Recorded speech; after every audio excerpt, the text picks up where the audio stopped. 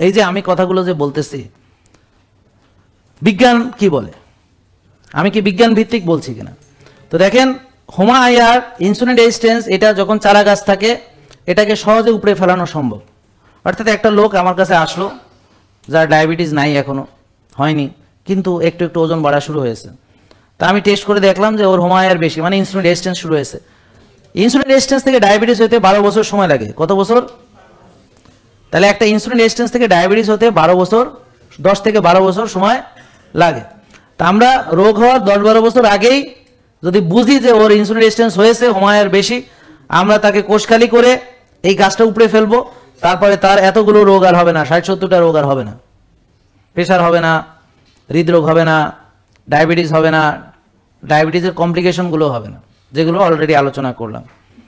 Block হবে না, atherosclerosis হবে না, হার্ট অ্যাটাক হবে না, ব্রেন স্ট্রোক হবে না, মানে যেই রোগগুলো আমার লাইফ স্টাইলের কারণ হচ্ছে। তো মূল কারণ হচ্ছে কোষে জায়গা নেই, মূল কারণ হচ্ছে রক্তনালীতে চর্বি জমে গেছে, মূল কারণ হচ্ছে ইনফ্লামেশন, মূল কারণ হচ্ছে কোষে টক্সিসিটি।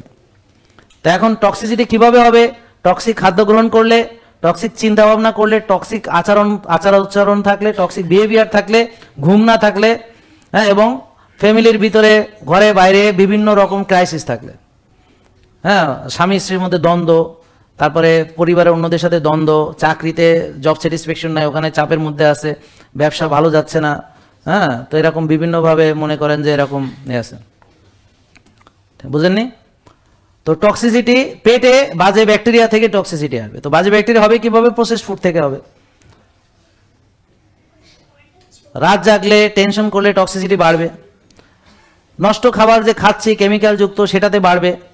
নষ্ট বাতাস টানছি, যেটা বায়ু দূষণের চ্যাম্পিয়ন, যেই পানি খাচ্ছি সেটার ভিতরে কেমিক্যাল, যেই পেস্ট দিয়ে দাঁত মাজছি সেটার মধ্যে কেমিক্যাল, যেই লোশন মাখছি সেটাতে কেমিক্যাল, শ্যাম্পু, সাবান, হ্যাঁ, প্লাস্টিক, আরও কত কি, মাইক্রোওভেন, হ্যাঁ, রেডিয়েশন, মোবাইল একটা কানের কাছে ধরে রাখছি, হ্যাঁ, সোশ্যাল মিডিয়া ঘাটছি, অনেক সময় এখানে ব্যয় করছি, হ্যাঁ, এই যে রেডিয়েশন খাইতেছি, বুঝতে পারছেন?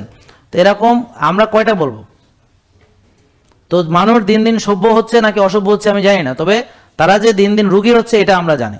এবং রুগীর পেছনে একটা বিষয় না, অনেকগুলো বিষয় দেয়। তার মানে সুস্থ থাকার জন্য অনেকগুলো বিষয় অ্যাড্রেস করতে হবে। শুধু ভাত খাইলাম না, ওই যে ভাই যেমন শুধু ভাত খাইলো না বা একবেলা খাইলো, তাতে কি সে বাঁচছে? না, তার প্রমাণ দিলাম তো। তার মানে আপনারা যদি ভাবেন যে এত কিছু মানার পরও ভালো হবেন কিনা, সেটারও কোনো গ্যারান্টি নাই। আল্লাহ যদি ভালো করে হবেন ইনশাল্লাহ, তবে আপনি না মানলে যে রুগী হবেন এটার ব্যাপারে গ্যারান্টি আছে, এটার ব্যাপারে 100% গ্যারান্টি আছে। প্লাস এত কিছু মেনেও ভালো হবেন কিনা সন্দেহ, আর আপনি ট্যাবলেট খেয়ে ভালো হবেন এটা হতেই পারে না, বরং আরো কিছু কেমিক্যাল খাইয়ে আরো সর্বনাশ হবে। তাহলে খেয়াল করেন, আপনি যে রুগী হয়েছেন তার পিছনে অনেকগুলো কেমিক্যাল দেয়।